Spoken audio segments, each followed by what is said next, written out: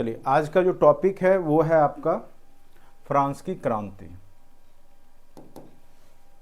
France की क्रांति में हम लोग मेन रूप से उसके कारण और परिणाम के स्तर को ही देखते हैं और किस प्रकार से इसने पूरे विश्व इतिहास को प्रभावित किया उसको भी हम लोग देखेंगे। ठीक है, तो आप लोग अच्छे से समझने का प्रयास कीजिएगा।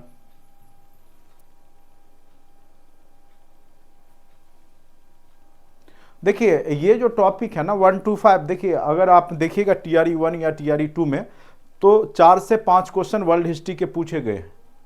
ऐसे अगर आप कहिएगा कि स्पेशली वर्ल्ड हिस्ट्री क्या 1 to 5 में पूछेगा तो इसकी कोई गारंटी नहीं है, लेकिन पढ़ के जाइए, चूंकि BPSC बदलाव करेगी पैटर्न में। हो सकता है कि आपको, चूंकि 9-10 तक का ही सिलेबस है और 1 to 5 में भी 9-10 तक का सिलेबस उसमें पूछे जा सकते हैं, तो परेशान नहीं होना है, आराम से। अभी बहुत टाइम है, मार्च में भी अगर एग्जाम होता है फिर भी आपके पास, मार्च में नहीं हो पाएगा, मार्च तक मुझे लगता है कि फॉर्म भर लिया जाएगा या आपका वैकेंसी आ जाएगा, लेकिन एग्जाम मुझे लगता है कि चुनाव के बाद ही हो पाएगा। इतना जल्दी कंडक्ट कराना कोई आसान बात नहीं होगा, एक अलग ही अब चुनाव की तैयारी शुरुआत होगी, तो हो सकता है वैकेंसी पहले आए, लेकिन आपका एग्जाम जो है वो चुनाव के बाद ही होगा। ज़्यादा परेशान नहीं होना, पैनिक भी नहीं होना है।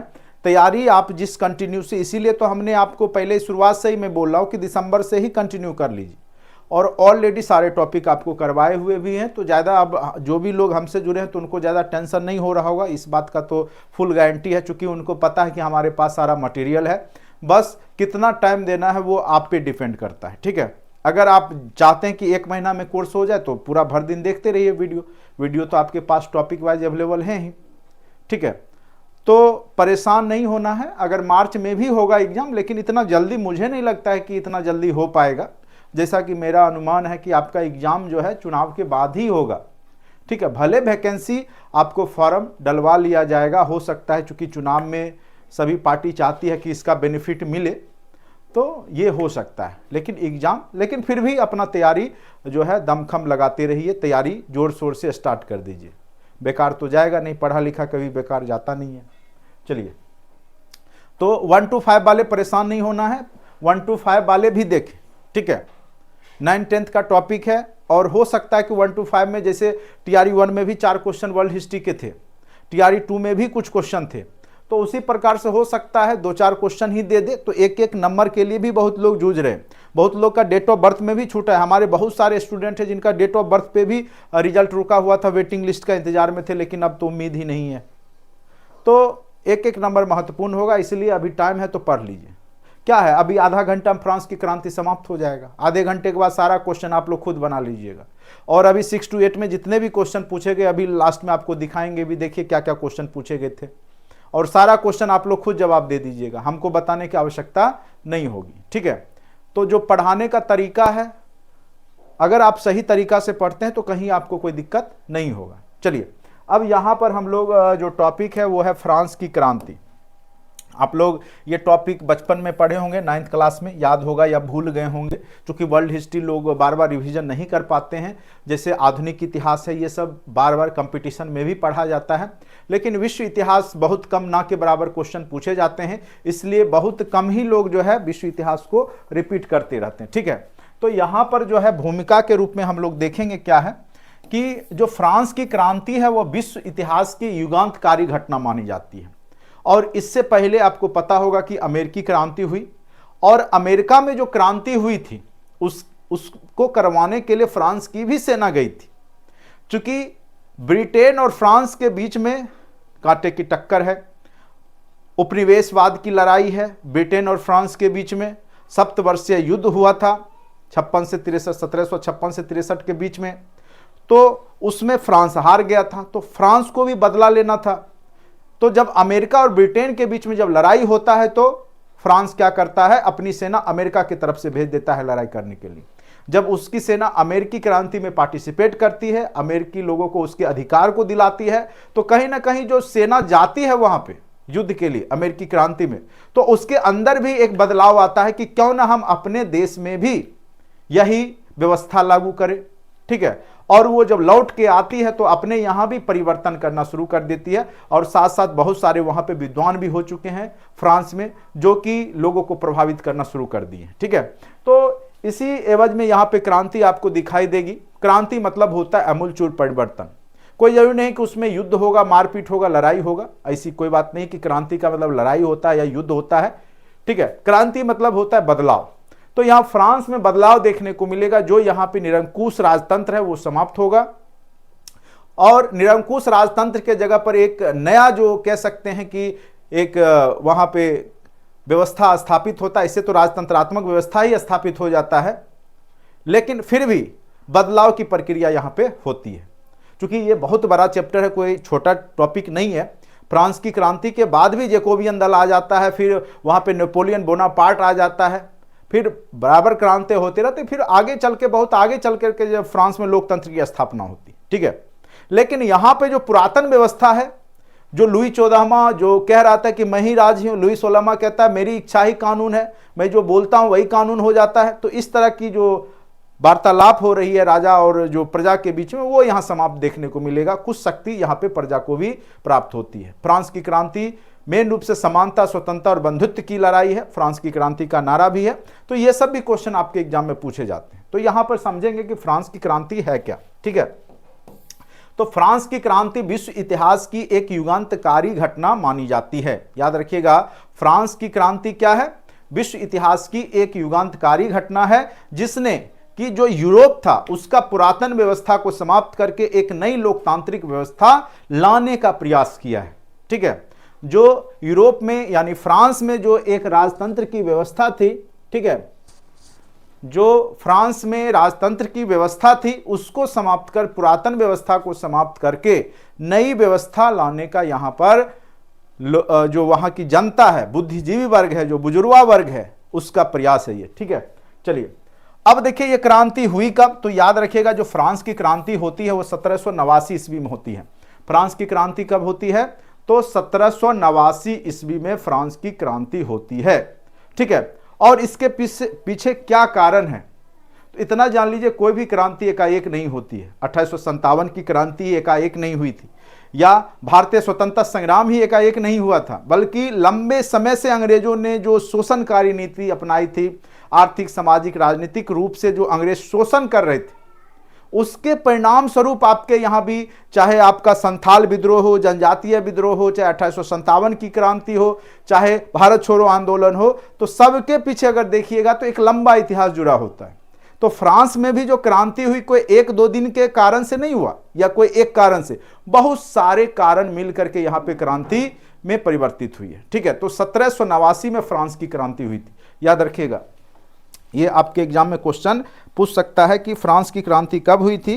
तो याद रखना है कि फ्रांस की क्रांति 1789 ईस्वी में हुई थी, 1789 ईस्वी में। ठीक है, चलिए यहाँ पर क्या है वो देखिए। हुई क्रांति के पीछे वर्षों से चली आ रही शोषणकारी निरंकुश राजतंत्र। निरंकुश मतलब जिसपे कोई अंकुश ना हो, राजा स्वेच्छाचारी हो, अपने मन की बात करे, जो इच्छा करे वही करे, जो बोले वही कानून बन जाए। तो इस तरह का यहाँ पे जो राजतंत्र की स्थापना हो चुकी थी, जो कि लोगों को क्रांति के लिए मजबूर कर दिया। लोग क्रांति जल्दी करना चाहते नहीं है, लेकिन मजबूरी में जब उनको लगता है, जब वो रोटी के लिए, मकान के लिए, आज़ादी के लिए तत्पर होते हैं, तब जाके वहां पे क्रांति होती है। ठीक है, तो यहां पर जो लोगों का जो आर्थिक, सामाजिक, राजनीतिक हर एक तरीका से जब शोषण हुआ, जब लोगों को रोटी तक नसीब नहीं आने लगी, तब उन्होंने यहां पे क्रांति किया था, फ्रांस की क्रांति। ठीक है, चलिए इसके पीछे कई कारण थे, उसको देखेंगे। फ्रांस की क्रांति के पीछे कौन कौन से महत्वपूर्ण कारण हैं, उसके कारण को जानेंगे। कारण के रूप में क्रांति के जो कारण हैं उसको देखिएगा। तो सबसे पहला, सबसे महत्वपूर्ण कारण के रूप में फ्रांस की राजनीतिक स्ट्रक्चर जो है, व्यवस्था है, वो सबसे महत्वपूर्ण कारक है। राजनीतिक कारण सबसे महत्वपूर्ण कारण के रूप में है। दूसरा है वहां का समाज, जो कि 3 वर्ग में बटा हुआ है, 3 स्टेट्स में। कई बार पूछेगा कि फ्रांस की समाज कितने स्टेट्स में बटा हुआ था, तो 3 स्टेट में। एक तो था पोप पादरी, जो कि ब्राह्मण, जैसे भारतीय समाज में देखिएगा जो उच्च वर्ग ब्राह्मण, उसके नीचे जैसे क्षत्रिय होता है, तो वहां का भी समाज एक कुलीन, या कह सकते हैं जो राजशाही था, उसमें बटा हुआ था, कुलीन, जो कि राजा के सगे संबंधी से रिलेटेड हो गए। और तीसरा जो था स्टेट, उसमें जो जैसे दार्शनिक हो गए, बुद्धिजीवी वर्ग हो गए, कार्मिक हो गए, श्रमजीवी हो गए, मजदूर हो गए, वो सब तृतीय स्टेट में आते थे। पादरी पूजा कराने के काम करते थे, जो यहाँ के कुलीन है वो प्रशासन देखते थे, और सारा टैक्स कौन देता था? तो तृतीय स्टेट, जो कि मजदूर वर्ग का है, श्रमजीवी वर्ग का है। तो यहां पर यह भी कारण था, सामाजिक कारण भी यहां पे महत्वपूर्ण भूमिका निभाता है। आगे इसकी भी चर्चा हम लोग करेंगे। आर्थिक कारण भी यहां पे बहुत महत्वपूर्ण होता है। आर्थिक कारण के रूप में यहां पे बहुत ज्यादा देखिएगा तो आर्थिक कारण में दोषपूर्ण कर व्यवस्था है, ठीक है। टैक्स केवल और केवल किससे लिया जा रहा है? तो तृतीय वर्ग के लोगों को, जबकि अधिकार उनको नहीं दिया गया है। अधिकार केवल ऊपर वाले दो वर्ग को ही है, और टैक्स कौन देगा, कर कौन देगा?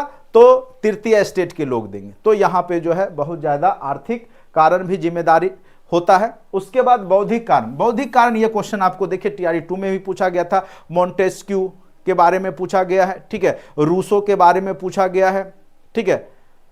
तो Voltaire, Montesquieu, Rousseau, John Locke, ये सब जो दार्शनिक रहते हैं ये फ्रांस के ही हैं।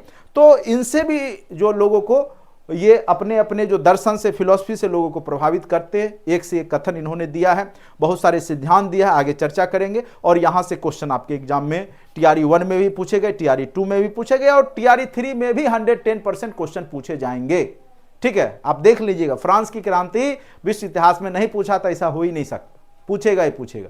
अमेरिकी क्रांति ना पूछे, ऐसा हो ही नहीं सकता, जो कि आपको हमने पढ़ा दिया।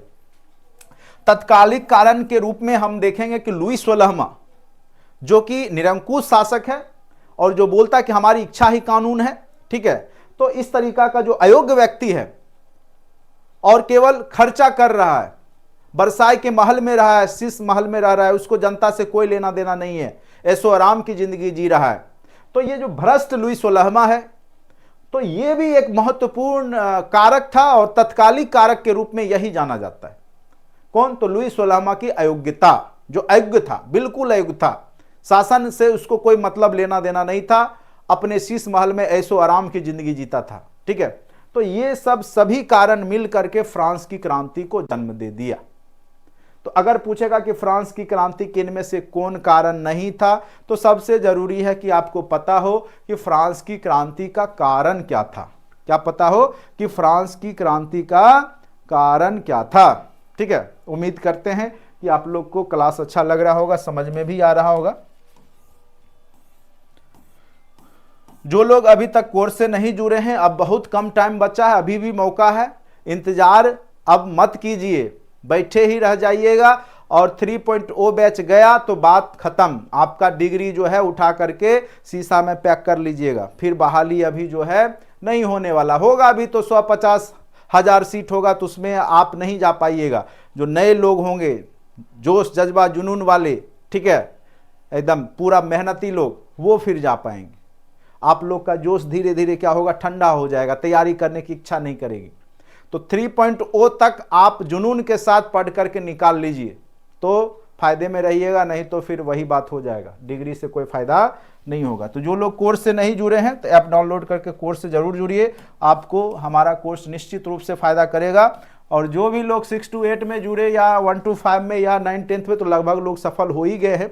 कुछ इक्का दुक्का 1-2 नंबर से छूट गए हैं बेचारे, या सेम मार्क्स भी है, डेट ऑफ बर्थ के कारण छूट चुके हैं। तो 3.0 में निश्चित रूप से सफल हो जाइएगा, परेशान नहीं होना है, बस जैसे जैसे कह रहे हो वैसे वैसे कीजिए, ठीक है। चलिए, सबसे पहला राजनीतिक कारण के रूप में हम लोग देखेंगे निरंकुश राजतंत्र। क्या है? निरंकुश राजतंत्र, यानी वहां का जो राजा है, चाहे लुई 16वां हो, लुई 14वां हो, सब निरंकुश है, ठीक है। राजाओं के हाथों में सारी शक्तियां केंद्रित, जितना भी पावर है राजा खुद लेके बैठा है। कार्यपालिका, विधायिका, न्यायपालिका, न्याय भी खुद करेगा, कानून भी खुद बनाएगा, और सारा काम भी खुद करवाएगा। तो ये संभव है? नहीं है। तभी तो वहां पे मोंटेस्क्यू ने 3 सिद्धांत दे दिया ना, कार्यपालिका, विधायिका, न्यायपालिका, तीनों अलग अलग स्वतंत्र रूप से होना चाहिए, यहीं से सिद्धांत आया ना। तो यहां पे क्या है कि राजा जो है सारा पावर लेके बैठा हुआ है। तो ये भी यहां पे कह सकते राजनीतिक कारण था। राजत्व का जो सिद्धांत दिया हुआ, देवीय सिद्धांत, कि राजा ऐसे नहीं बनता है, वो देव निर्मित है, देवताओं के माध्यम से बनाया हुआ है, ठीक है। उसके बाद इच्छा ही कानून है। तो इस तरह की जो बात है यहाँ पे वो राजनीतिक कारण के रूप में है। लुई 14वां का क्या कथन है, मैं ही राज हूं। ठीक है, लुई 14वां क्या कहता है, मैं ही राज हूं। और लुई 16वां क्या कहता है, मेरा इच्छा ही कानून है। तो कई बार पूछेगा किसने कहा कि मेरा इच्छा ही कानून है, तो मेरा इच्छा ही कानून है किसने कहा है, तो लुई 16वां। मैं ही राज्य हूं, यह कथन किसने कहा, तो लुई 14वां ने कहा। यह सब पूछेगा आपके एग्जाम में। ठीक है, अब देखिए उस समय जो राजतंत्र पे शुरुआत में जब फ्रांस में राजतंत्र की स्थापना हुई तो वहां पे एक पार्लियामेंट जिसे एक संसद हुआ करता था जो कि राजाओं पे अंकुश लगाने का काम करता था। लेकिन आगे चल करके पार्लियामेंट भी चूंकि वंशानुगत होने लगे, जैसे पार्लियामेंट के जो पहले सदस्य थे उसी का पुत्र बनेगा, तो यहां पर जो है कोई भी योग्य व्यक्ति उसमें शामिल नहीं हो रहे, बल्कि जन्म के आधार पर उस वंश में अगर जन्म हो गया है उनका, उस कुल में जो पार्लियामेंट के सदस्य हैं तो वो स्वतः सदस्य हो जाते थे। अयोग्य लोग वहां भरे हुए थे, तो वो केवल राजा जो भी कहता था उसमें हाँ में हाँ मिलाते थे और केवल अपना काम सिद्ध करते थे। ठीक है, तो उनको योग्यता के आधार पर वहां पर सदस्यता मिली नहीं थी, तो पार्लियामेंट अंकुश लगाना बंद कर दिया कि राजा जो भी कह रहा है तो उसमें हाँ में हाँ मिला रहा है, समर्थन कर रहा है, उसका विरोध नहीं कर रहा है, तो राजा का तो मन बढ़ेगा ही। उसके बाद पेरिस से दूर वर्साय के शीश महल में शान और शौकत की जिंदगी। एक तरफ जनता कर पे कर, टैक्स पे टैक्स लाया जा रहा है, बूझ सूझ का परिचय नहीं दिया जा रहा है, आर्थिक स्थिति खराब है, फिर भी अपनी सेना को अमेरिका भेज दिया जा रहा है अमेरिका की तरफ से लड़ने के लिए। तो वहां की जनता टैक्स दे रही थी तो वो वहां पे झेल रही थी, परेशान थी जनता। और ये राजा क्या है, एक अलग दूर वर्साय के महल में जो है अपना शीश महल बना रखा था, उसमें ऐशो आराम की जिंदगी जीता था, उसको जनता से कोई मतलब नहीं थी। तो ये भी राजनीतिक कारण था। और सबसे बड़ा जो उसकी जो पत्नी थी लुई 16वां की, रानी एंतोइनेट, फिजूल खर्ची थी, मैडम डिफिसिट इसका नाम ही था, फिजूल खर्चा, बहुत ज्यादा खर्च करती थी। और पूरा राज दरबार जो है चाटुकारों से भरा रहता, चापलूस लोगों से, राजा का केवल बड़ाई करके उसको जो है गुमराह किए हुए रहता था। प्रशासनिक भ्रष्टाचार, राज का जितना भी महत्वपूर्ण पद था उसमें योग्यता के आधार पर भर्ती नहीं हो रही थी, बल्कि पैरवी पैगाम के आधार पर। अब पैरवी के आधार पर अगर नियुक्ति मिले, जॉब मिले, तो कैसे लोग जाएंगे, किनकी पैरवी होगी तो आप तो जान ही रहे, समझ ही रहे।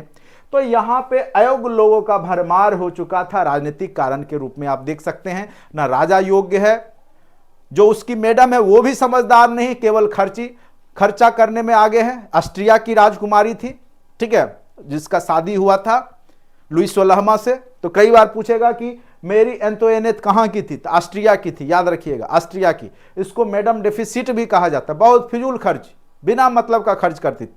एक तरफ जनता को रोटी नहीं मिल रहा है और एक तरफ ये खर्च, तो जनता तो सब कुछ देख रहा है। नहीं, कई बार भारत में भी आरोप लगता है कि जनता को जो है खाने के लिए रोटी नहीं मिल रहा है, सरकार जो है बिना मतलब का दिखाने का काम करती है। तो कई बार जो विपक्षी पार्टियां हैं वो आवाज उठाते रहती है, तो लोकतंत्र राजतंत्र में ये तो आवाज उठाया ही जाता है। ठीक है, तो यहां पर आपको देखने को मिलेगा जो राजनीतिक स्थिति है फ्रांस की वो अच्छी नहीं है। जो राजा है वो योग्य नहीं है, वो फिजूल खर्ची है, उसका परिवार जो है फिजूल खर्ची है, और साथ साथ वो जनता से केवल टैक्स लेने का काम कर रहा है और जनता की भलाई का कोई काम यहां पे कर नहीं रहा, और उल्टा अपनी इच्छा को ही कानून बताता है। तो इस प्रकार से यहां पे राजनीतिक कारण महत्वपूर्ण जिम्मेदार था फ्रांस में। ठीक है, चलिए दूसरा है कि अति केंद्रित प्रशासन, यानी जो प्रशासन है उसका सारा शक्ति, जैसे आपके देश में क्या प्रशासन चलता है तो आपका क्या है, कार्यपालिका, विधायिका, न्यायपालिका, तीनों स्तंभ है, अलग अलग है, जो कि स्वतंत्र है। जबकि यहां पे इस समय अभी क्या है कि सारी जो प्रशासन की जो शक्ति है वो राजा अपने हाथों में रखा हुआ, न्याय भी खुद देगा, कानून भी खुद बनाएगा। ठीक है, तो इस प्रकार से यहां पर जो है क्या है, और उसको खुद भी फुर्सत नहीं है, न्याय भी तभी देगा ना जब वो अच्छे से सुनेगा उस समस्या को, लेकिन इसको जो है ऐशो आराम से फुर्सत ही नहीं मिल रहा है। प्रशासन की सारी शक्ति राजा के हाथों में है, जबकि राजा क्या है, केंद्रित भोग विलास से निकलकर प्रशासन देखने की फुर्सत राजा को नहीं है, तो सारा शक्ति अपने पास ले चुका है। अरे भाई इतने कम टाइम में क्या करें। जब टीचर आपको बोलता है कि दिसंबर से पढ़ाई स्टार्ट कीजिए तो उस समय आप लोग जो है जुड़ते नहीं हैं। अभी तो फिर भी टाइम है, अभी परेशान नहीं हो, ठीक है, टाइम मिलेगा अभी। आ रहा है, वैकेंसियां आ भी जाएगी तो एग्जाम इतना जल्दी नहीं होने वाला, इतना जान लीजिए, ठीक है। अभी चुनाव का टाइम है, इतना जल्दी एग्जाम नहीं हो पाएगा, ठीक है। अभी फिर बीच में आपको टीचर, नियोजित टीचर का जो है स्वक्षमता परीक्षा होना है, तो परेशान नहीं होना, एग्जाम होगा भी तो अप्रैल मई जून तक चला ही जाएगा, कितना भी जल्दी होगा तो भले वैकेंसी आपका जो है पहले आ जाए, फॉर्म भरवा लिया जाए, वो अलग बात, ठीक है। तैयारी कीजिए और सारा वीडियो आपके कंटेंट में पड़ा हुआ है, ऐसा नहीं कि फ्रांस की क्रांति उसमें नहीं पढ़ाया हुआ, आप खोजिए आपको मिल जाएगा। फ्रांस की क्रांति हमने पढ़ा रखा है TRE 2 में, वो सारे वीडियो हमने आपको दे दिया है। आप तो चाहिएगा तो 10 दिन में आप पूरा तैयारी कर लीजिएगा। आधा घंटा का टॉपिक है, आधा घंटा में आपका फ्रांस की क्रांति, आधे घंटे में अमेरिकी क्रांति पूरा पढ़ लीजिएगा। हिस्ट्री 40 नंबर, उधर GK GS का जो है 40 नंबर, 80 नंबर का आपका हिस्ट्री या पॉलिटी या ज्योग्राफी लिए होंगे, 2 विषय तो पढ़ना है आपको, ठीक है। अच्छे से कीजिए, अभी परेशान होने से कुछ नहीं होगा, ठीक है। तो वही बात होता है, जब आपको टीचर बोलता है कि सही समय से तैयारी कीजिए तो उस समय करेंगे नहीं, बाद में जब फॉर्म आता है, वैकेंसी आ गई तो आप छटपटाते हैं, तो टीचर क्या करेगा। बाकी कंटेंट में सारा वीडियो पड़ा हुआ, आराम से देखिए। मैथ के सारे वीडियो हैं, पूरा टॉपिक कराया हुआ है, 1 to 5 वाले हों चाहे 6 to 8 वाले हों, सारा टॉपिक आपको अवेलेबल है। बस मैं रिवीजन करवा रहा हूँ, इतना ही जानिए। ये ऐसा नहीं कि फ्रांस की क्रांति हमने पढ़ा नहीं रखा है, पहले भी पढ़ा रखा है, फिर से पढ़ा रहा हूँ, बस इतना ही।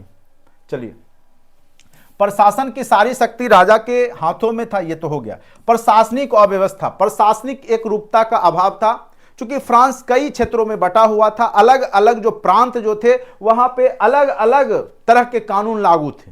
आगे चलकर जब नेपोलियन बोनापार्ट आएगा, जो कानून संहिता 1804 में लाएगा, ये भी क्वेश्चन पूछा था ना, नेपोलियन कोड कब लाया गया था, तो 1804 ईस्वी में नेपोलियन बोनापार्ट लाता है, तब जाकर के एक रूपता आएगा, पूरे फ्रांस के कानून में क्या आएगा, एक रूपता आएगा। तो अभी तो यहां पे एक रूपता नहीं है, अलग अलग क्षेत्रों में अलग अलग कानून व्यवस्था है, तो यह भी एक कारण था फ्रांस की क्रांति का। अब देखिए सामाजिक कारण के रूप में आप देखिए कि फ्रांस का जो समाज है वो 3 स्टेट्स में बटा हुआ है। कई बार पूछेगा कि फ्रांस का समाज कितने स्टेट्स में बटा हुआ था, तो याद रखिएगा फ्रांस का समाज 3 स्टेट्स में बटा हुआ था। पहला स्टेट पादरियों का था, सेकेंड कुलीन या प्रशासनिक इकाई कह सकते हैं, थर्ड जो है श्रमजीवी, मजदूर, दार्शनिक, ये सब बुद्धिजीवी वर्ग के लोग थे, ठीक है। फर्स्ट स्टेट्स कर लगाने का अधिकार पादरी को था, यानी जो टैक्स लगाता था, टाइद नाम का कर, एक धार्मिक कर था। यह भी क्वेश्चन पूछा था TRE 1 में, टाइद क्या था, या शायद TRE 2 में ही पूछा है टाइद क्या था। तो एक प्रकार से धार्मिक कर था, जो कि पोप पादरियों के द्वारा फ्रांस की जनता, जो तृतीय स्टेट के लोग हैं, उससे वसूली किया जाता था। सेकेंड स्टेट से है आपका वो सामंत, कुलीन, भूस्वामी वर्ग का है, और इसको विशेष अधिकार दिया गया है, यानी आपका फर्स्ट स्टेट और सेकेंड स्टेट्स के लोगों को विशेष अधिकार है, जबकि जो तृतीय स्टेट्स हैं वो अधिकार विहीन हैं। जो श्रमजीवी लोग हैं, जो मेहनती लोग हैं, जो मेहनत करके टैक्स दे रहे हैं, दार्शनिक हैं, डॉक्टर हैं, चिकित्सक हैं, टीचर हैं, ठीक है, ये सब जो आ रहे हैं किस में आ रहे हैं, तो ये तृतीय स्टेट्स में आ रहे हैं, और सारा टैक्स ये लोग पे कर रहे हैं। मौज कौन कर रहा है, ये पोप, पादरी और जो है कुलीन लोग, ठीक है। तो यहां पर ये बहुत बड़ा कह सकते सामाजिक कारण के रूप में था। जनसाधारण, मजदूर, मध्यम वर्ग, बुद्धिजीवी किस स्टेट्स में थे, तो याद रखिएगा थर्ड स्टेट्स में। कई बार पूछेगा कि दार्शनिक किस स्टेट्स में आते थे फ्रांस में, तो दार्शनिक जो फिलोसफर थे वो सब थर्ड स्टेट्स में ही आते थे। जो राजा था, कुलीन जो थे, वो सेकेंड स्टेट्स में, पोप, पादरी सबसे नंबर 1 फर्स्ट स्टेट्स में आते थे, ठीक है। चलिए, यहां पे क्वेश्चन जो आपको पूछा भी गया था, आपको याद होगा, जो लोग बैठे होंगे उनको याद होगा, नहीं याद होगा तो क्वेश्चन एनालिसिस जरूर किया कीजिए, उससे अभी मैं करवाऊंगा, टाइम मिलेगा तो अभी ऑब्जेक्टिव भी करवाऊंगा, और फिर जो आपके एग्जाम में क्वेश्चन पूछे गए 6 to 8 में, वो भी मैं आपको दिखाऊंगा। देखिए यहां से कौन कौन सा क्वेश्चन आपसे फ्रांस की क्रांति से पूछे गए थे, ठीक है। अभी क्लास के लास्ट में बने रहिएगा, अंतिम तक बने रहिएगा। चलिए, उसके बाद देखिए यहां पे क्या, पादरी, टाइद कर वसूली।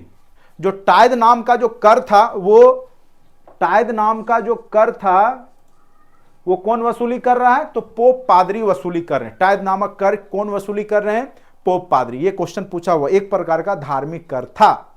चलिए, कुलीन वर्ग जो वहां का है वो प्रशासन देख रहा है, सेना, न्यायिक अधिकारी, ठीक है, ये सब का जो काम है और उसी के लिए कुछ शब्द बन के आए थे, माय लॉर्ड। अभी भी जब प्रशासनिक इकाई, जब यहाँ पे माय लॉर्ड, अभी भी आप देखते होंगे जब न्यायिक कार्य होता है तो माय लॉर्ड उनको बोला जाता है, जो चीफ जस्टिस होते हैं माय लॉर्ड, या जज साहब को माय लॉर्ड कहा जाता। तो एक सम्मानित भाषा है वहाँ पे, जैसे हम लोग यहाँ बोलते हैं श्री या श्रीमान बोलते हैं ना, जैसे माननीय मुख्यमंत्री जी, तो उसी प्रकार से वहाँ पर माय लॉर्ड, योर ग्रेस जैसे शब्द का प्रयोग किया जाता था। प्रतिष्ठा दिया जाता था समाज में, किसको? तो प्रशासनिक जो लोग हैं, सेना है या न्यायिक अधिकारी हैं, तो वहीं से ये शब्द है माय लॉर्ड।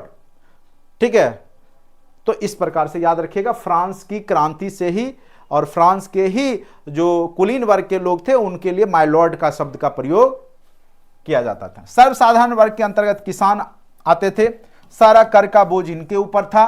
टाइद जो कर था पोप पादरियों के द्वारा जो लिया जाता था वो इन्हीं को चुकाना पड़ता था। नमक और तंबाकू पर भी टैक्स देना होता था।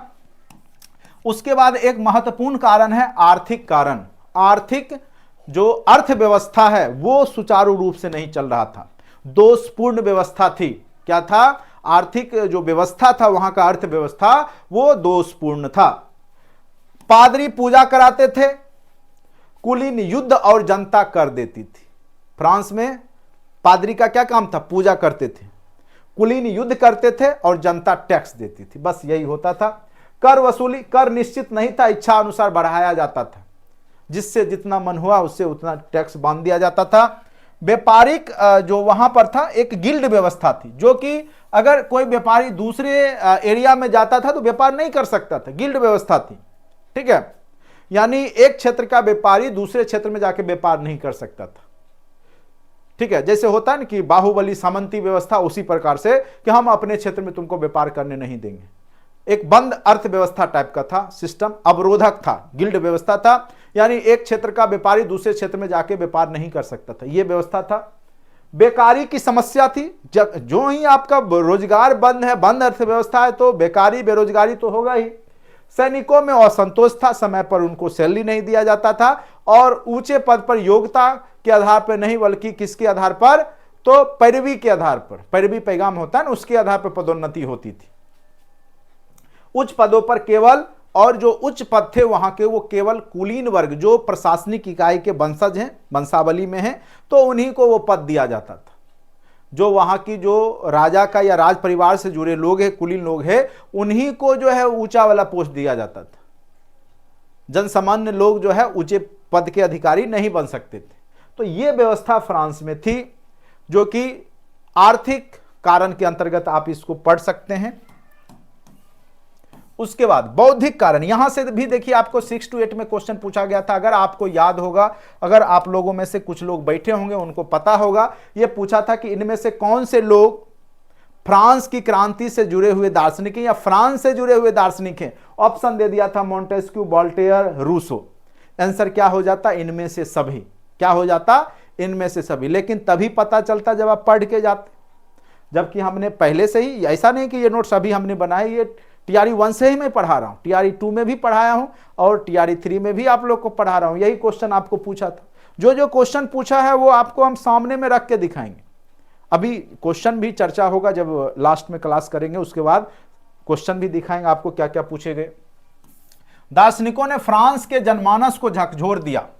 जो वहां के फिलोसफर हैं उन्होंने फ्रांस की जनता को क्या किया है? जागरूक कर दिया है। जैसे वहां का एक सबसे महत्वपूर्ण जो विचारक है, थिंकर है, मोंटेस्क्यू। 1689 से 1755 का कार्यकाल है इनका, मतलब जन्म से मृत्यु तक का जो समय पीरियड है।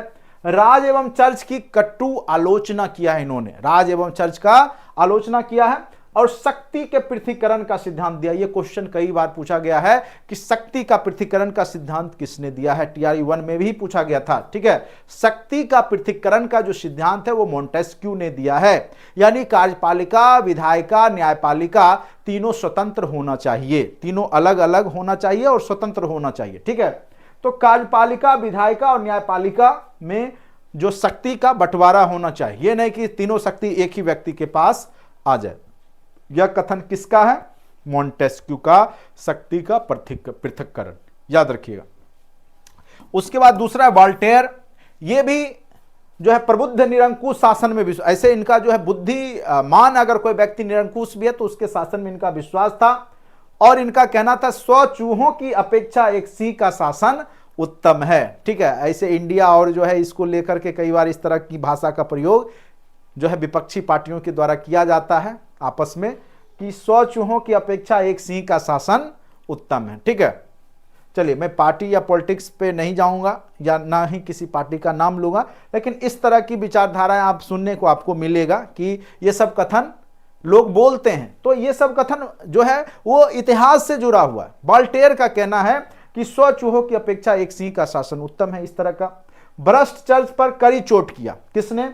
तो वॉल्टेयर ने, जो चर्च व्यवस्था है उसका विरोधी है, लेकिन प्रबुद्ध निरंकुश शासक का ये समर्थक है वॉल्टेयर। ठीक है, यानी अगर कोई शासक बुद्धिमान है तो इसका समर्थन कर रहा है कौन? वॉल्टेयर, याद रखिएगा। लेकिन जो पोप पादरी का शासन है, चर्च का जो शासन है, उसका ये विरोध करता है कौन? वॉल्टेयर, याद रखिएगा। उसके बाद जय जॉक रूसो का, जय जॉक रूसो ऐसे पूरा नाम है इसका, तो रूसो भी आप लोग जानते होंगे रूसो। और इसी ने यह भी कथन टीआरई 1 में पूछा था कि मनुष्य स्वतंत्र पैदा हुआ है पर वह हर जगह जंजीरों से जकड़ा हुआ है, वह हर जगह जंजीरों से जकड़ा हुआ है। यह कथन किसका है? तो यह कथन रूसो का है। ठीक है, याद रखिएगा। अब आते हैं रूस की क्रांति होने के पीछे जो वैश्विक घटनाएं हैं वो भी जिम्मेदार है। उससे पहले 1688 ईस्वी में इंग्लैंड में गौरवपूर्ण क्रांति हो चुकी है। आप लोग को पता होगा 1688 ईस्वी में यूरोप पे गौरवपूर्ण जो क्रांति हुई थी उसका भी प्रभाव यहाँ की जनता को पर है। उसके बाद 1689 में जो अधिकारों की घोषणा हुई थी ब्रिटेन में, उससे भी प्रभावित हैं ये लोग। अमेरिकी स्वतंत्रता संग्राम जो हो चुका है इससे पहले, उससे भी ये लोग प्रभावित हैं 1774 की घटना से। और तत्कालिक कारण तो लुई 16वां जो है वो क्या करता है कि अयोग्य रहता है। लुई 16वां क्या है? अयोग्य है। और तत्कालिक कारण के रूप में जो है इसको भी हम लोग कारण के रूप में पढ़ते हैं। ठीक है, तो ये सभी कारण जिम्मेदार हैं। कारण के स्तर को आपने देखा। अब घटना को हम लोग क्रमबद्ध तरीके से देखेंगे। जो फ्रांस की क्रांति है उसकी शुरुआत कैसे होगी, ठीक है, क्रमबद्ध तरीके से पढ़ेंगे कि इसकी क्रांति की शुरुआत कैसे होगी वो देखिए। 5 मई 1789 ईस्वी को जो तीनों स्टेट्स है, प्रथम स्टेट्स, सेकेंड और तृतीय, द्वितीय तृतीय, तीनों स्टेट्स में 300 लोग प्रतिनिधि थे। ठीक है, 300 प्रथम और सेकेंड में थे और 600 लोग प्रतिनिधि थे तृतीय स्टेट्स में। लेकिन तीनों को एक वोट देने का अधिकार था। स्वाभाविक सी बात है, प्रथम और द्वितीय स्टेट्स मिल जाते थे, 2 वोट दे देते थे। और तीसरा बेचारा जो है एक ही वोट था लेकिन 600 प्रतिनिधित्व था तो वो हार जाता था। कोई भी योजना जो आता था वो ये प्रथम और द्वितीय स्टेट्स के लोग ही अपना जो है समर्थन करके उसको लागू करवा देते थे। लेकिन इनमें जब जागरूकता आई तो तृतीय स्टेट्स के लोगों ने कहा कि हम जो संख्या बल है, जो प्रतिनिधि है, सभी प्रतिनिधि अपना अपना वोट करेंगे। यानी आपके पास भी 600 प्रतिनिधि है, हमारे पास भी 600 प्रतिनिधि है। यानी प्रथम में 300 है, द्वितीय में 300 है और हमारे पास जो तृतीय स्टेट्स है उसमें भी 600 है। हाँ, जिसका बहुमत होगा, ठीक है, तो वो वहां पे वह काम होगा उस राज्य में। ठीक है, फ्रांस में वही काम होगा। लेकिन यहां पे क्या होगा? प्रथम और द्वितीय मानने से इनकार करता है। तो फिर यहां पे ये लोग जो है अलग असेंबली को भंग करके बगल का एक मैदान है वहां चले जाते हैं। तो वही सब घटनाक्रम है। यहां पे देखिए 5 मई 1789 को तीनों स्टेट्स की संयुक्त बैठक बुलाई गई। जैसे लोकसभा राज्यसभा होता है ना, विधानसभा, लोकसभा राज्यसभा राष्ट्रपति, अगर तीनों संयुक्त बैठक होता है तो उसी प्रकार से यहां तीनों स्टेट्स के लोग की बैठक हुई, जिसमें कुल प्रथम 300 लोग थे, द्वितीय स्टेट्स में 300 लोग थे, तृतीय स्टेट्स में 600 लोग थे। प्रतिनिधियों ने भाग लिया। तृतीय स्टेट्स के प्रतिनिधि ने अपने साथ सामान्य मांगों की सूची लाए, जो उनका डिमांड था, जो जनता था। चूंकि मैक्सिमम जनता तो तृतीय स्टेट से ही जुड़ी हुई थी, उसके ही प्रतिनिधि थे, इनको ज्यादा नीड था, चूंकि वो लोग तो भोग विलास में हैं। तो इन्होंने एक सूची लाया कि हमको ये सब जरूरत है। परंपरा के अनुसार प्रत्येक स्टेट्स को एक मत देने का अधिकार था। ऐसे पहले से परंपरा जो चल रही थी, यानी तीनों स्टेट्स एक वोट देंगे उस चीज को। परंतु तृतीय स्टेट्स ने इसका विरोध किया और मांग रखी पूरी सभा से वोट करवाया जाए, यानी जितने 600 लोग हैं सब वोटिंग करेंगे, एक एक ये 3 वोट से नहीं काम होगा, सभी जितने भी 600 प्रतिनिधि है 600 वोट देंगे, ठीक है, तब वह बात माना जाएगा कि नहीं माना जाएगा, वो बहुमत तब साबित होगा, ठीक है। इसका विरोध किया प्रथम स्टेट्स और द्वितीय स्टेट्स और मांग रखी पूरी सभा से वोट करवाई जाए। सम्राट ने कुलीन एवं पादरियों के प्रभाव में आकर यह मांग ठुकरा दी। सम्राट बोला ये नहीं होगा, इस तरीका का जो पहले से चल रहा है वही होगा, एक एक वोट का अधिकार है, तो एक मतलब जो प्रथम स्टेट द्वितीय और तृतीय एक एक वोट ही देगा, ये अलग अलग प्रतिनिधि वोट नहीं करेंगे। और इस मांग को वहां का जो शासक है लुई 16वां वो ठुकरा देता है। अब जो प्रतिनिधि मंडल है वो क्या करेगा, 20 जून 1789 को याद रखिएगा, 20 जून 1789 को तीसरे स्टेट्स के प्रतिनिधि बरसाई जो जगह है वहां का एक टेनिस कोर्ट है जहां पे टेनिस खेला जाता है, में एकत्रित हुए और निश्चय किया कि जब तक ऐसे संविधान नहीं बनते जिससे राजशाही पर अंकुश लगाया जाए, जो ये राजा है वो मनमानी कर रहा है, जब तक उस पर अंकुश नहीं लगेगा तब तक राष्ट्रीय सभा भंग नहीं होगी, वो चलते रहेगी 24 घंटा। यानी जो प्रतिनिधि है वो यहाँ पे शामिल रहेंगे, एक जाएंगे दूसरे आएंगे, लेकिन यह सभा चलते रहेगी। इस तरह का जो है वहां पे टेनिस कोर्ट में इन्होंने आयोजन कर दिया, ठीक है, कि राजा पे अंकुश लगना चाहिए और लगेगा, क्योंकि जनता तो जो बहुमत वाली जनता तो यही है, जनसामान्य लोग तो यही हैं, तृतीय स्टेट्स के ही।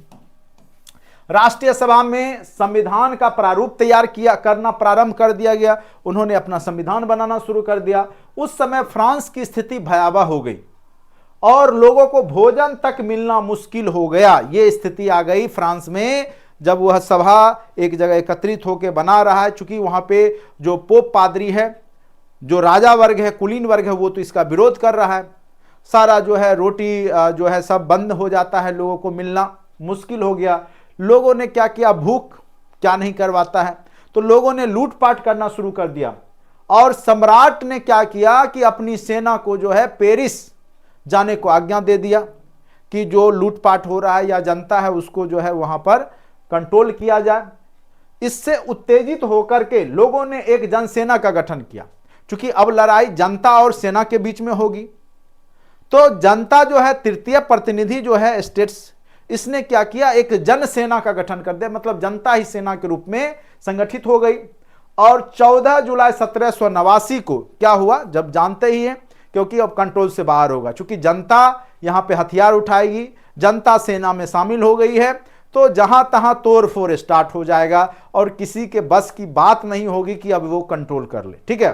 भीड़ ने क्या किया कि वहां का एक बास्तिल का किला था जहां पे बहुत सारे कैदियों को फ्रांस के जो राजतंत्र व्यवस्था जो थी वो उसको कैदी को बना करके रखते थे।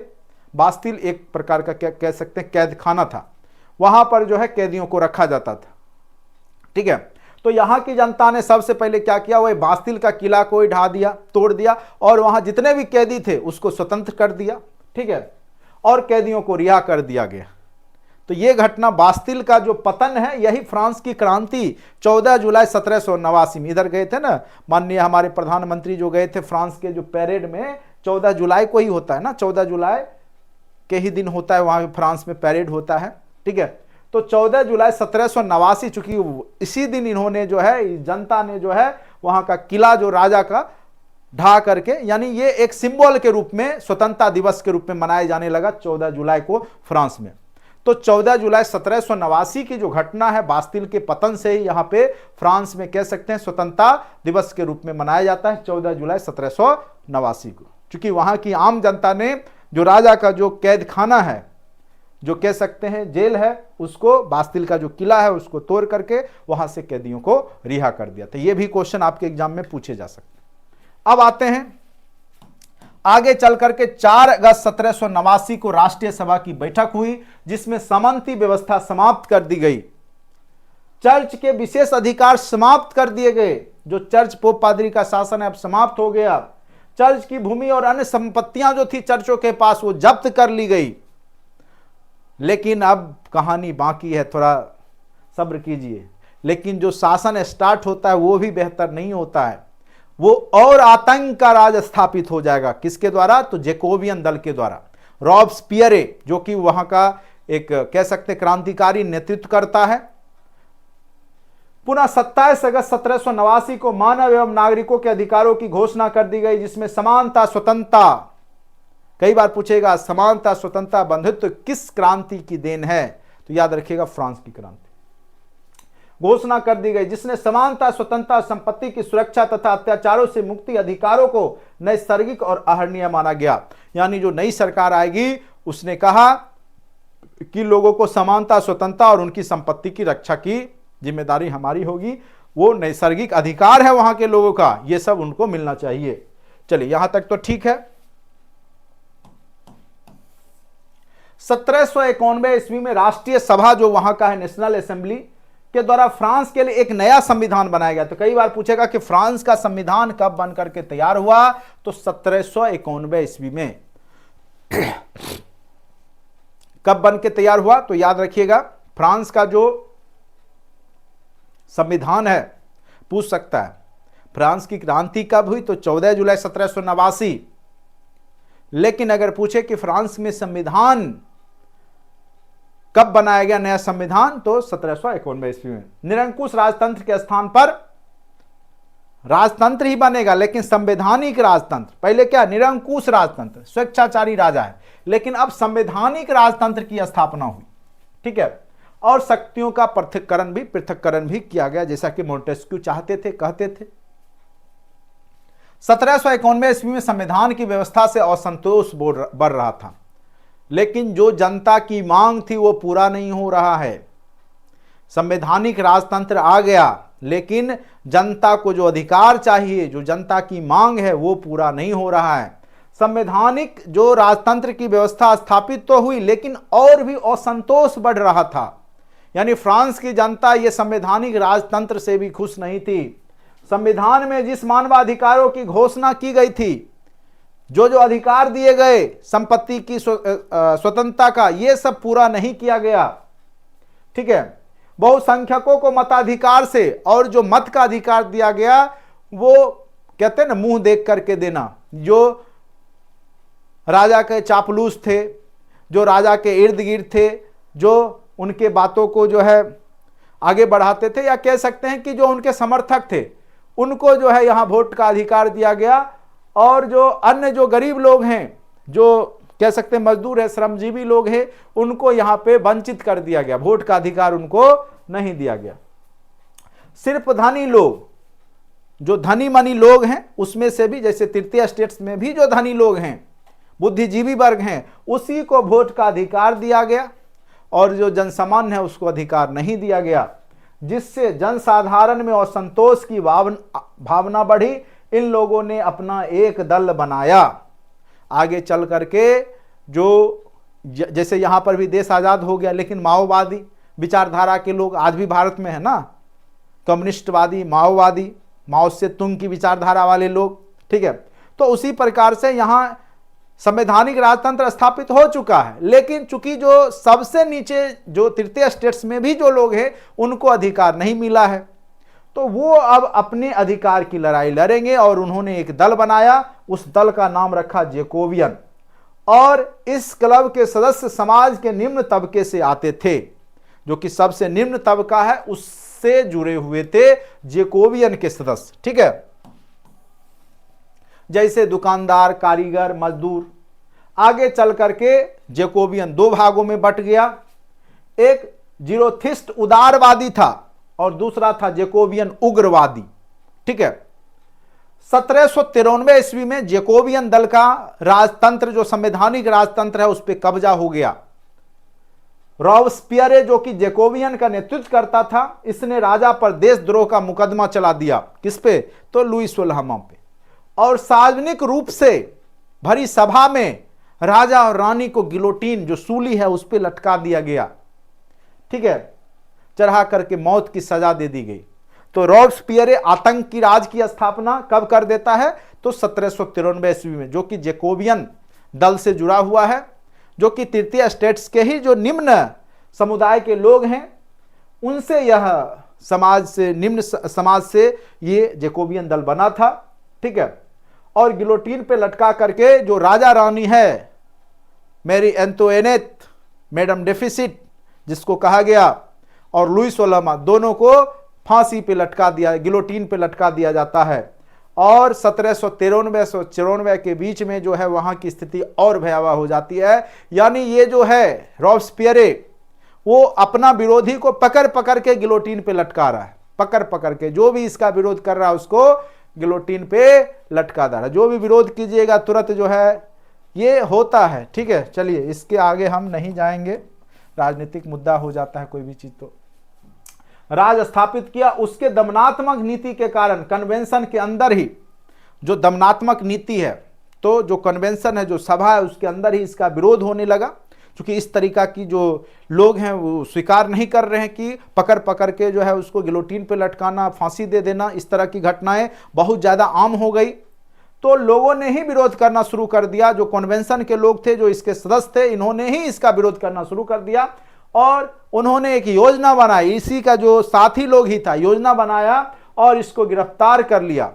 और 92 साथियों के साथ 28 जुलाई 1794 को जो रॉबस्पियरे है, जो आतंकी राज स्थापित किया है जैकोबियन दल का, इसी को पकड़ करके गिलोटीन पे लटका दिया गया। ठीक है, गया काम खत्म, टाटा बाय बाय। नहीं, तो ये भी जो रॉबस्पियरे का भी जो है काम समाप्त हो गया। कब? तो जब ये आतंकी राज स्थापित किया तो इसी के लोगों ने ही मिलकर के इसको सजा दे दी। चूंकि यह किसी का नहीं था, ये अपने दल को भी अगर कोई लगता था कि कोई विरोध करने वाला है या करेगा तो उसको पहले ही जो है ये फांसी पर लटका देता था। तो इसका जो पार्टी है कन्वेंशन, उसमें भी इसका विरोध हुआ और जो है जैकोबियन का जो रॉबस्पियरे है इसको फांसी पर लटका दिया गया।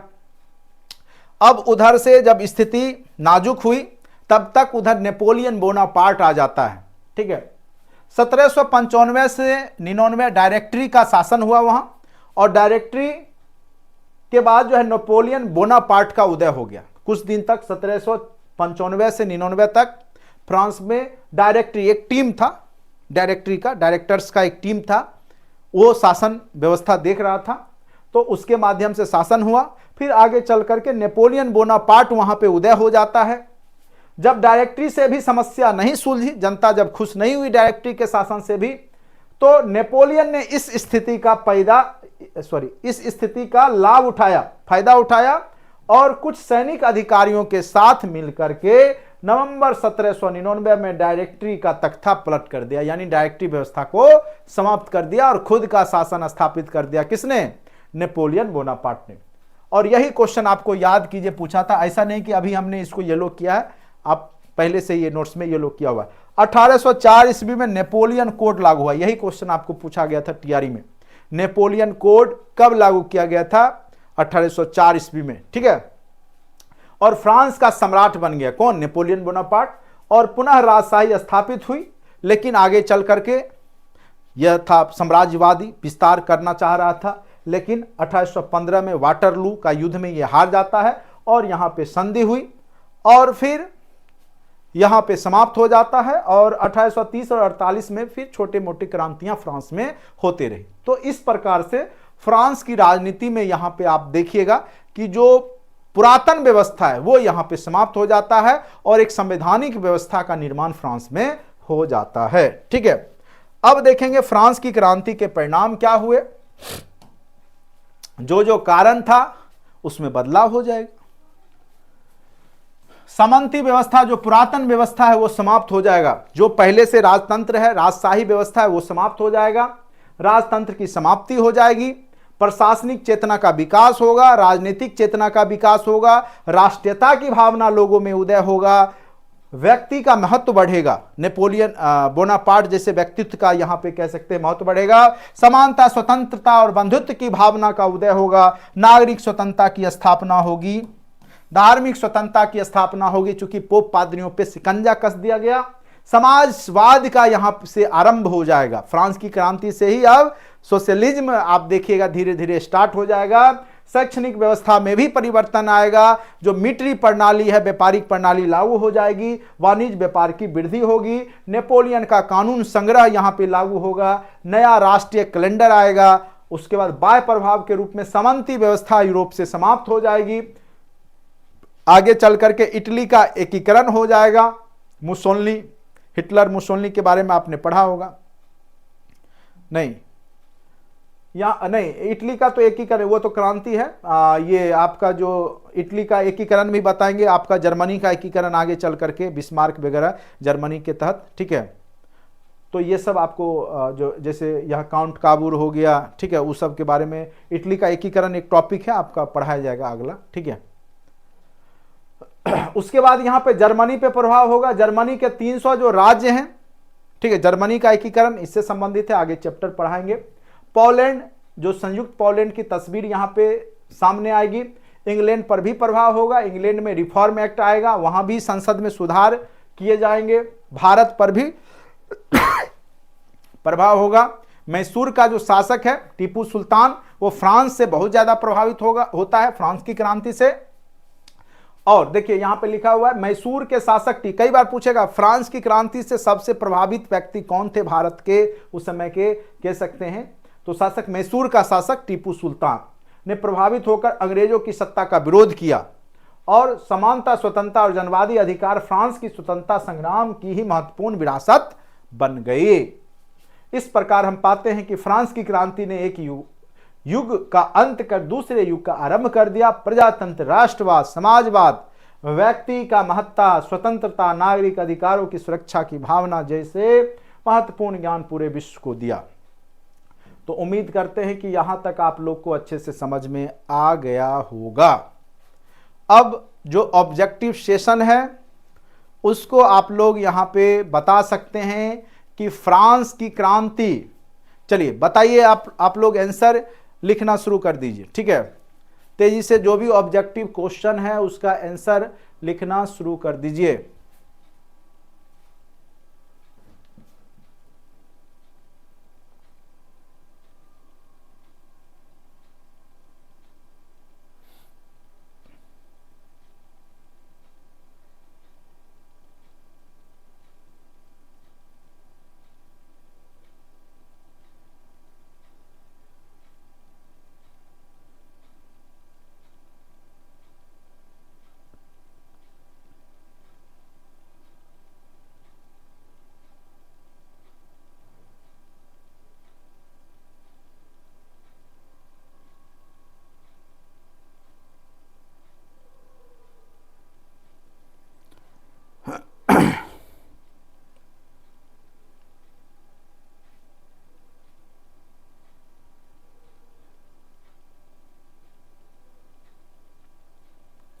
चलिए लिखना, सब लोग आंसर देना शुरू कर दीजिए।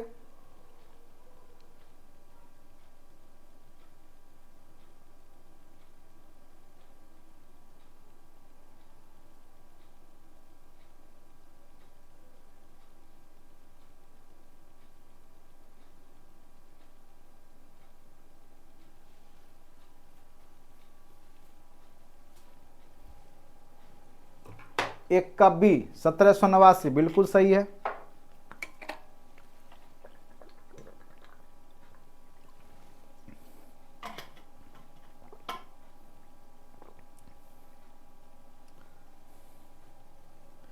दो का सी बिल्कुल सही है।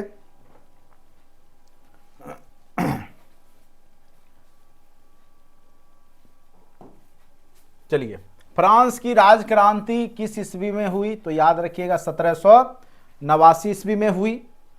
बास्टिल का पतन, जो कि वहां का क्या था तो जेल है, तो उसका पतन कब हुआ? 14 जुलाई 1789 ईस्वी को, ठीक है। प्रथम स्टेट्स में कौन आते हैं? सर्वसाधारण, किसान, पादरी, राजा, बताइए क्या होगा? तीसरा का आंसर दीजिए, कौन आएंगे?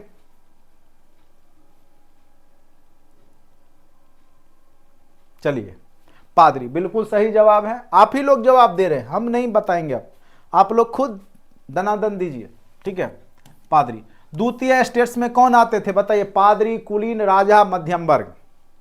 देखिए, जब कुलीन और राजा हो ना तो कुलीन मारिएगा, क्योंकि राजा जो था वो तो सर्वे सर्वा ही है। पादरी और राजा को एक श्रेणी में कर सकते हैं, तो कुलीन आपका हो जाएगा, ठीक है। तो द्वितीय स्टेट्स में यहां पे अगर राजा और कुलीन दोनों दे दे तो कुलीन मारिएगा। कुलीन मतलब होता है उच्च कुल का होना, राजा के कुल का होना, ठीक है। चलिए, तृतीय स्टेट्स में कौन आते थे? दार्शनिक, कुलीन, न्यायाधीश, पादरी। तो दार्शनिक जो थे वो तृतीय स्टेट्स में थे, जो दार्शनिक थे फिलोसफर सब वो तृतीय स्टेट्स में थे। विश्व कोश के संपादक, ये क्वेश्चन पूछा हुआ है तो याद रखिएगा दिदरो हैं। विश्व कोश के संस्थापक कौन है, ये क्वेश्चन याद कीजिए, मुझे लगता है पूछा है टीआरई, जो आगे क्वेश्चन अभी दिखाएंगे शायद ये आपका 9, 10th या 11, 12 में ये क्वेश्चन पूछा हुआ है। विश्व कोश के जो रचनाकार हैं, मुझे जहां तक की याद है, बाकी क्वेश्चन तो भूल जाता हूं मैं भी क्या पूछा था, लेकिन आप लोग देखे होंगे तो याद होगा। ये क्वेश्चन था विश्व कोश के संपादक कौन थे, ठीक है। तो इसका आंसर क्या हो जाएगा, दिदरो। जेकोबियन दल का प्रसिद्ध नेता, अभी तुरंत हमने बताया था रॉबस्पियरे, उसका पूरा नाम था मैक्समिलियन रॉबस्पियर। पियरे भी रहता है, रॉबस्पियर या पियरे रहेगा तो याद रखिएगा। तो जेकोबियन का प्रसिद्ध नेता यही था जिसको गिलोटीन पे बाद में इसी के कन्वेंशन के लोगों ने लटकाया था। स्वतंत्रता, समानता और बंधुत्व का नारा किस क्रांति में दिया गया, बताइए, बार बार चर्चा किए हैं, किस में दिया गया, तो फ्रांस की क्रांति में दिया गया था। अब देखिए यही क्वेश्चन अभी, मानव और नागरिकों के अधिकारों की घोषणा कब की गई, चलिए बताइए। अभी तुरंत हमने जब थ्योरी पढ़ाया था तो उसमें चर्चा किया था, बताइए क्या होगा इसका आंसर।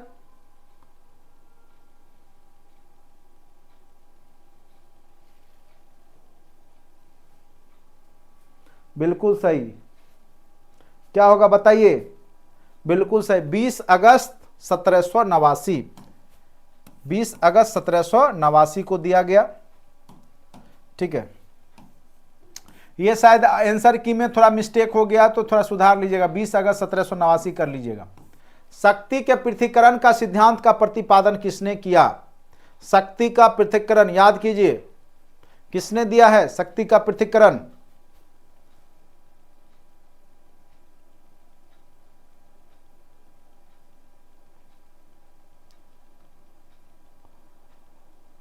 शक्ति का पृथक्करण,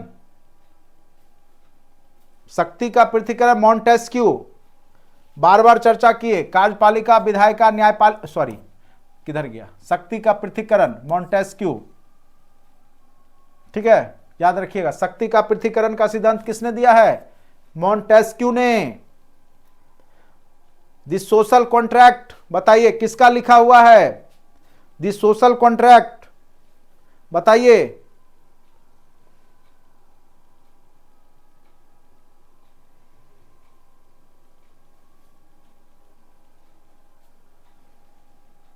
ग्यारह का, बिल्कुल रूसो का है। द सोशल कॉन्ट्रैक्ट किसका है, यह भी क्वेश्चन पूछा हुआ है, द सोशल कॉन्ट्रैक्ट रूसो का, ठीक है।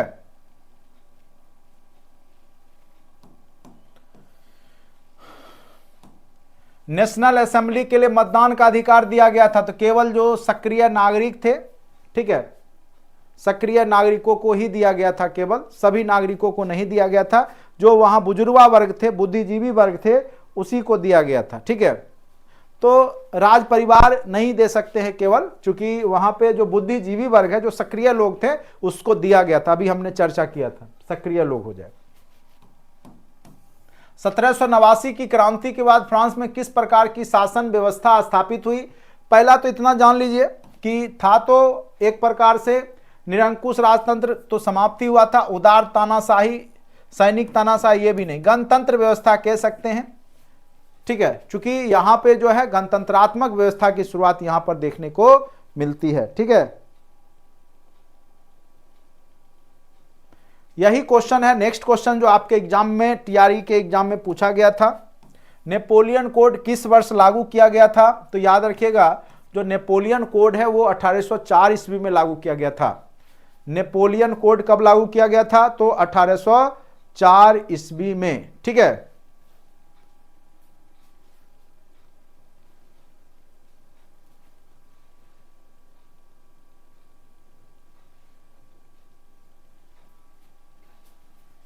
नेक्स्ट क्वेश्चन है फ्रांसीसी उपनिवेश में अंतिम रूप में दास प्रथा कब समाप्त हुई, तो देखिए ये क्वेश्चन अभी हमने आपको पढ़ाया नहीं, लेकिन याद रखिएगा कि 1848 ईस्वी में हमने बताया ना, 30 और 48 आगे चल करके चलता रहा, तो 48 में जाकर के दास प्रथा पूर्ण रूप से समाप्त हुआ था, ठीक है। तो 48, याद रखने वाला चीज है ये। फ्रांस की क्रांति के पूर्व फ्रांस के शैक्षणिक व्यवस्था पर किसका अधिकार था? जैसे यहाँ पे ब्राह्मण लोग थे, पंडित लोग थे, उसी प्रकार वहां पे जो चर्च था उसी का अधिकार था वहां की जो शिक्षा व्यवस्था है उसके लिए। तो चर्च का, किसका था? तो चर्च का। 17, 18, 19 क्वेश्चन बनाइए, तो आसान सा क्वेश्चन है, 17, 18, 19 बनाइए।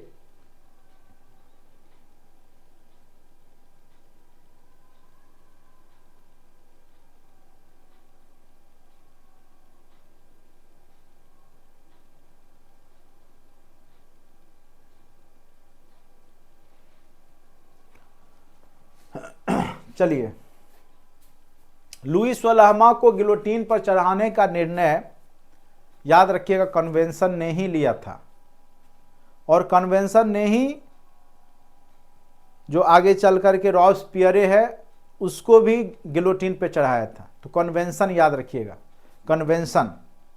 17 का हो जाएगा आपका बी, 17 का क्या हो जाएगा? बी हो जाएगा। ठीक है, बिल्कुल सही है आप लोग का। फ्रांस की क्रांति का प्रभाव भारत के किस राजा पर पड़ा? तो अभी तुरंत हमने बताया, मैसूर का राजा क्या था? टीपू सुल्तान शासक था। मैसूर जो कर्नाटक है, टीपू सुल्तान पे प्रभाव पड़ा था, याद रखिएगा।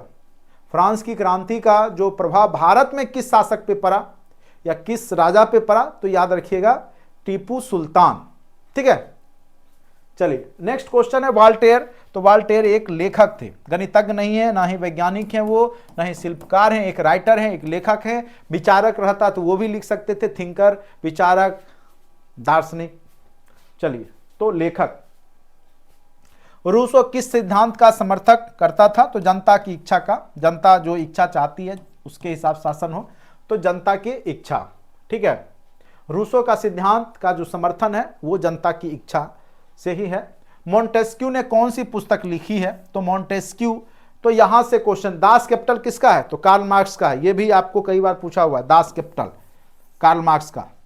सामाजिक संवेदना, विधि की आत्मा, ये याद रखिएगा, विधि की आत्मा, ये शायद क्वेश्चन पूछा हुआ है, टीआरई में ही पूछा गया है, शायद 11, 12 या किसी में पूछा है। विधि की आत्मा मोंटेस्क्यू की रचना है। ठीक है, विधि की आत्मा मोंटेस्क्यू की रचना है, याद रखिएगा, कई बार पूछा हुआ ये क्वेश्चन। मोंटेस्क्यू कौन सा पुस्तक लिखा है? तो याद रखिएगा विधि की आत्मा, बिल्कुल सही है। दास कैपिटल याद रखिएगा कार्ल मार्क्स, कार्ल मार्क्स समाजवादी का बाइबिल इसको कहा जाता है, पूछ सकता है, कार्ल मार्क्स का है दास कैपिटल। फ्रांस की क्रांति के समय वहां का राजा कौन था? तो लुई 16वां कौन था? याद रखिए, फ्रांस की जब क्रांति हुई थी उस समय वहां का शासक कौन था? तो लुई 16वां था, याद रखिएगा। ठीक है, फ्रांस की क्रांति के समय वहां का शासक कौन था? तो लुई 16वां, याद रखना है आपको, कौन था? तो लुई 16वां था। फ्रांस की क्रांति 14 जुलाई 1789 को हुई, तो स्वतंत्रता दिवस भी उसी दिन होगा, और इसी दिन माननीय प्रधानमंत्री गए भी थे पिछले साल। ठीक है, फ्रांस की जो परेड होता है, बास्तिल का परेड, उसमें शामिल भी हुए थे। तो 14 जुलाई को ही मनाया जाता है। क्यों मनाया जाता है, कहानी हमने बता ही दिया। चलिए, फ्रांसीसी समाज कितने वर्गों में बटा हुआ था? तो याद रखिएगा 3 वर्गों में, प्रथम, द्वितीय और तृतीय स्टेट्स में बटा हुआ था। कितने स्टेट्स में बटा हुआ था फ्रांस का समाज? तो आप लोग को पढ़ाया अच्छे से, 3 स्टेट्स में ही था। राजा पर नियंत्रण लगाने के लिए कौन सी संस्था थी? अभी बताया था, जिसको लोग जो है नहीं मानना शुरू कर दिए थे, पार्लियामेंट अंकुश नहीं लगा रही थी, अभी थ्योरी में पढ़ा होगा। तो राजा पर नियंत्रण लगाने के लिए कौन सी संस्था थी? तो पार्लियामेंट, याद रखिएगा, कौन सी संस्था थी? तो पार्लियामेंट थी, राजा पे अंकुश लगाने के लिए। लेकिन आगे चल करके वो अंकुश नहीं लगा रही थी, इस कारण से फ्रांस की क्रांति हुई तृतीय स्टेट्स के लोगों के द्वारा। किसने कहा था भ्रष्ट गिरजे घर को नष्ट कर दो? ठीक है, तो ये वॉल्टेयर का कथन है, भ्रष्ट गिरजे घर को नष्ट कर दो, किसने कहा था? तो वॉल्टेयर का था। जब थिंकर और विचारक के सामने जो उसका कथन है, तो वहां पे हमने ये थ्योरी में कराया हुआ है। ठीक है, वॉल्टेयर का ही था।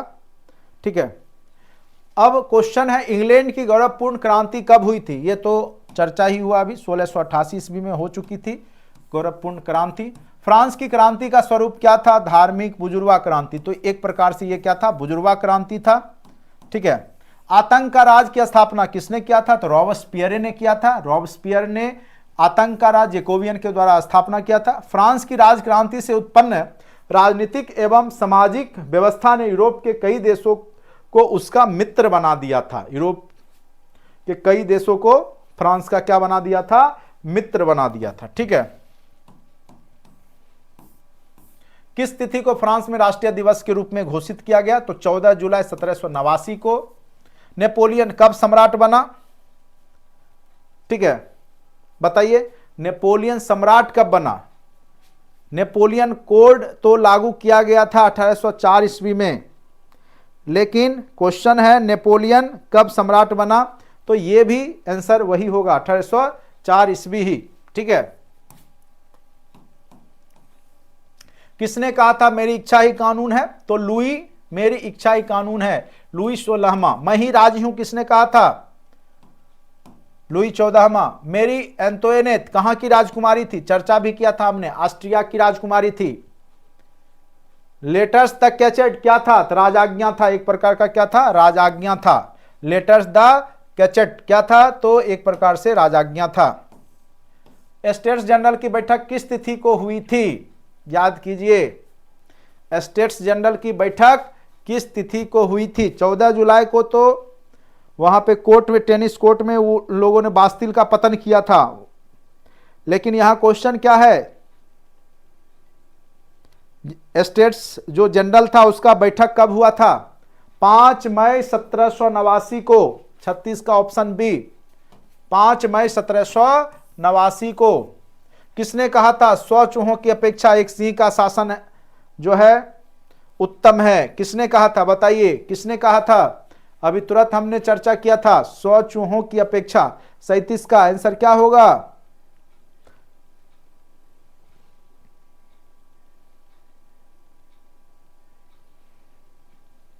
बिल्कुल सही, वाल्टेयर ने कहा था 100 चूहों की अपेक्षा एक सिंह का शासन उत्तम है। ठीक है, वाल्टेयर ने कहा था। फ्रांस में सबसे ज्यादा करों का बोझ किस पर था? कौन सबसे ज्यादा कर दे रहे थे? साधारण जनता, जो आम जनता थी वही टैक्स देने का काम करती थी। सम्राट लुई 16वां को किस तिथि को फांसी दी गई? ठीक है, अब बताइए किस तिथि को फांसी दे दिया गया? जैकोबियन। और 93-94 में ही यहाँ पे शासन जो होता है जैकोबियन का, आतंक का राज होता है। अब अंदाजा लगाइए क्या आंसर होगा? 21 जनवरी 1793 ईस्वी को लटकाया गया था वहां मेरी एंटोइनेट और लुई 16वां को गुलेटिन पर। रूसो की प्रसिद्ध पुस्तक का क्या नाम था? The social contract. ये क्वेश्चन पूछा हुआ है, पूछ सकता है। The social contract. बास्तिल के किले पर भीड़ ने कब धावा बोला? 14 जुलाई 1789 को। 14 जुलाई 1789 को। ठीक है, तो इस प्रकार से अगर अभी तक आप लोग कोर्स से नहीं जुड़े हैं, तो जो लोग केवल वीडियो का मजा ले रहे हैं, तो वो लोग निश्चित रूप से कोर्स से जुड़िए। हमारा कोर्स आपको जरूर ही फायदा करेगा, जरूर से जरूर। ठीक है, चलिए, तो उम्मीद करते फ्रांस की क्रांति के थ्योरी, ऑब्जेक्टिव सारा कुछ आपको समझ में आ गया होगा।